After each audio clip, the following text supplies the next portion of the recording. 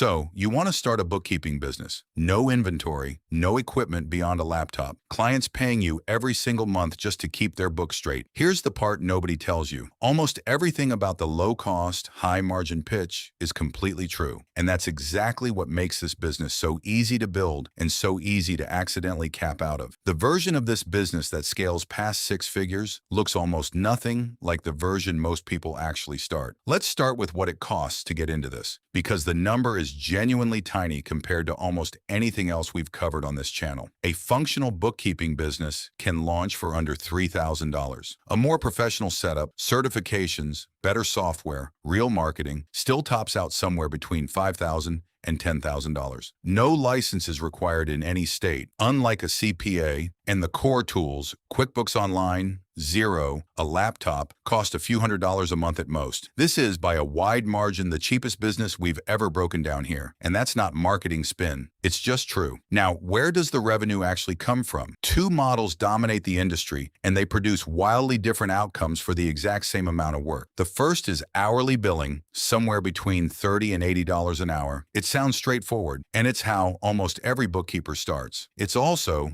according to people who've scaled past it, a trap. At $40 an hour, working full-time, you cap out somewhere around $60,000 a year because your income is mathematically tied to hours in a day, and there are only so many of those. The second model, and the one that actually produces six-figure solo incomes, is a flat monthly retainer, typically $300 to $1,500 a client, depending on transaction volume and complexity. Retainer pricing rewards getting faster and more efficient because the fee stays the same whether the work takes 3 hours or 5. Margins on a well-run retainer-based practice run 50 to 70% net for a solo operator, sometimes higher because the overhead genuinely is almost nothing. Here's the number that determines almost everything about whether this business actually works long-term, and it's the one most people never think about until they hit it. A focused solo bookkeeper can realistically handle somewhere between 20 and 35 standardized monthly clients before quality starts to break down. Past that ceiling, you have exactly three options. Hire a contract bookkeeper, typically $25 to $45 an hour. Offshore the work through an outsourcing firm, typically $15 to $25 an hour. Or raise your prices and cull your lowest paying clients to make room. Every single one of those options changes the fundamental shape of the business you started. The moment you hire your first contractor, you've stopped being a bookkeeper and started being a manager of bookkeepers. And that's a completely different job with completely different economics, whether or not anyone tells you that going in. There's a second structural reality baked into this business that most people underweight until it bites them. A bookkeeper isn't just providing a service. They're holding a client's financial data, their bank connections, sometimes login credentials to accounts that touch real money. That access is valuable precisely because it's sensitive, and it's also exactly why errors and omissions insurance becomes non-negotiable the moment you take on a second client, and why a single misclassified expense can produce a five-figure tax surprise that a client will, fairly or not, blame entirely on you. This is a trust business wearing a spreadsheet business's clothing, and the moment that trust breaks, whether through your own mistake or something entirely outside your control, the relationship, and often the client's entire financial year, breaks with it. There's a story that shows exactly how catastrophically that trust can break, even at massive scale, even with over $100 million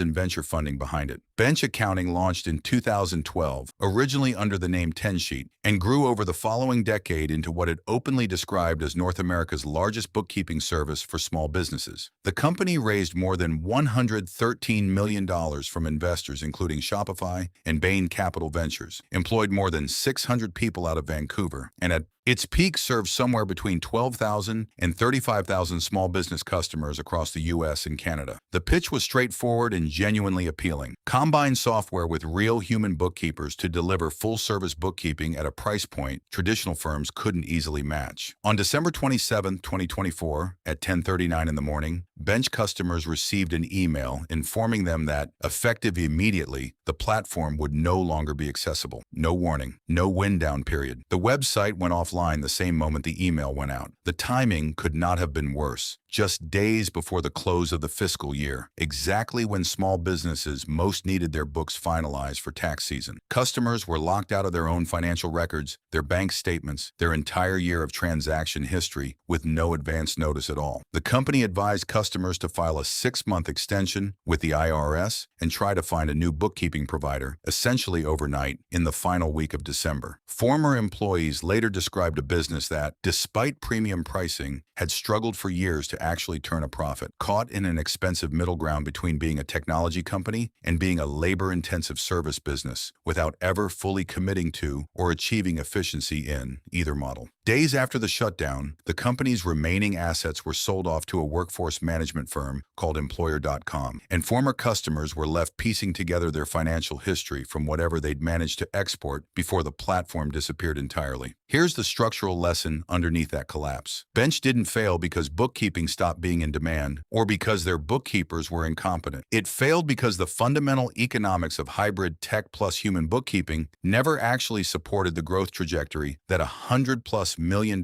in venture funding demanded. Human bookkeeping labor doesn't get dramatically cheaper at scale the way software does. Every additional client still required real human hours, and a business model built to satisfy venture investors expecting software-style growth curves was quietly subsidizing a service business that never generated software-style margins. When the money ran out, there was no gentle wind down because there was no cushion left to fund one. The same trust relationship that made Bench valuable to its customers, unrestricted access to sensitive financial data, disappeared instantly and with essentially zero notice, the moment the underlying business could no longer sustain itself. Now compare that to what actually works at the other end of this industry, and it isn't bigger, it's narrower. Byron Wolf founded a fractional CFO advisory firm called CFO-AF after watching his own CPA mother run her practice. And rather than trying to serve every small business that would take him, he built the firm around a specific higher value service tier. Fractional CFO work for small and mid-sized companies, financial strategy, cash flow management, tax minimization, delivered with genuine depth rather than commodity transaction entry. The firm crossed $1 million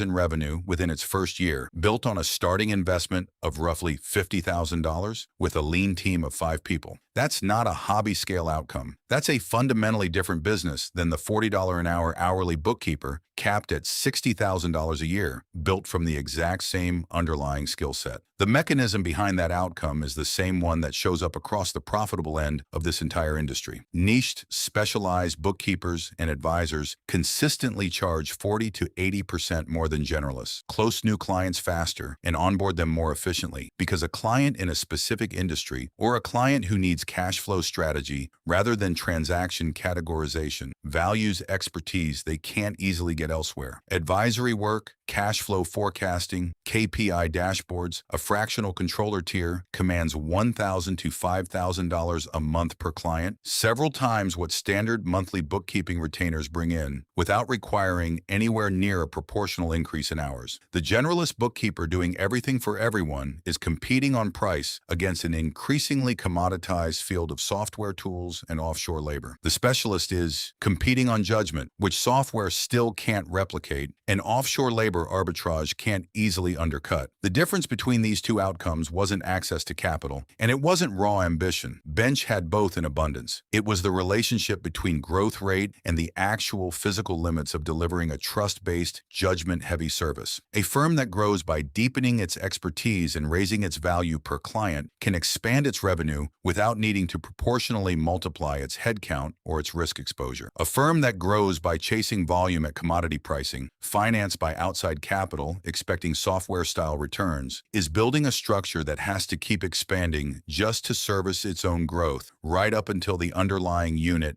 economics finally catch up with it, exactly the way they caught up with Bench, all at once, with no warning, 4 days before the books were supposed to close for the year. That brings us to the structural risk sitting underneath this entire industry, and it isn't demand for bookkeeping, which remains about as durable and recession-resistant as any professional service gets. It's the mismatch between how this business actually scales, which is bounded by real human hours and real client trust, and how outside capital or an overambitious solo operator sometimes wants it to scale. which assumes it behaves like software. A bookkeeping practice that grows in step with its actual delivery capacity, hiring or specializing deliberately as it approaches its real ceiling, is a business that can compound quietly for decades. A bookkeeping practice financed or pushed to grow faster than that ceiling allows is a business one bad year, one funding round that doesn't materialize, or one shift in investor patience away from becoming bench. Zoom out across the industry, and the pattern becomes obvious. The bookkeepers and firms that thrive over the long run are almost never the ones chasing the largest possible client count at the lowest possible price. They're the ones who found a specific niche or service tier